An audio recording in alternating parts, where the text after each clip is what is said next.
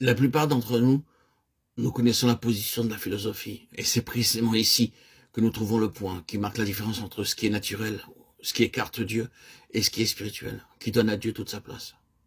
C'est ici que nous trouvons que la description de l'homme donnée par les Écritures contredit absolument les conclusions de la psychologie scientifique. Nous avons remarqué que le psychologue n'admet pas la nature tripartite de l'homme, esprit, âme et corps. Pour lui, l'homme n'est que âme ou intelligence et corps. Et cependant, le psychologue doit confesser l'existence d'un troisième élément.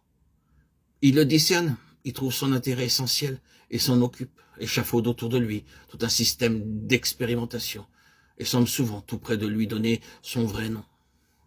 Mais le faire, ce serait renoncer à trop de choses. Et Satan, qui tient en bride la pensée de l'homme naturel, veille à ce que, en ce domaine, comme en tant d'autres, le mot ne soit pas employé. Le psychologue recule donc et appelle ce facteur autre la pensée subconsciente, l'intelligence subjective, le moi subliminal, la seconde personnalité. Écoutons ces quelques citations qui font entrevoir jusqu'où certains maîtres s'engagent. L'âme se compose de deux parties. L'une est dévouée à la vérité, aime l'honnêteté et la raison. L'autre est brutale, fourbe, esclave des sens. Ou bien, il y a un schisme dans l'âme. L'existence d'un schisme dans l'âme n'est pas un simple dogme de théologie, c'est un fait établi par la science. L'homme est doté de deux intelligences, dont chacune est capable d'action indépendante.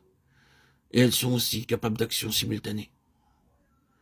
Mais dans l'ensemble, leurs pouvoirs sont indépendants et elles remplissent des fonctions indépendantes. Les facultés distinctes de l'une appartiennent à cette vie. Celles de l'autre sont spécialement adaptées à un plan de vie supérieur. Je les distingue en appelant l'une intelligence objective et l'autre intelligence subjective. Quelles que soient les facultés qui se trouvent exister dans l'intelligence subjective de tout être sensitif, elles ont nécessairement existé à l'état potentiel chez l'ancêtre de cet être, qu'il soit proche ou éloigné. C'est par un corollaire de cette proposition que nous sommes fondés à dire que toutes les facultés qui existent dans l'intelligence subjective de l'homme doivent nécessairement exister à l'état potentiel, dans l'intelligence de Dieu le Père. En lisant de pareilles choses, on aimerait s'écrier premièrement, « Oh, pourquoi ne pas lui donner son vrai nom et l'appeler l'Esprit ?» Puis, quelle tragédie que ces hommes aient fait des philosophes païens leur sphère de recherche et qu'ils aient laissé la Bible de côté.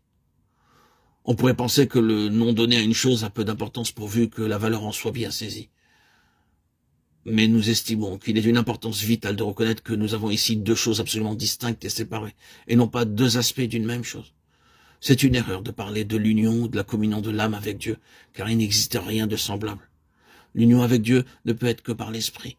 Celui qui s'unit au Seigneur est avec lui, un seul esprit. 1 Corinthiens 6, 17.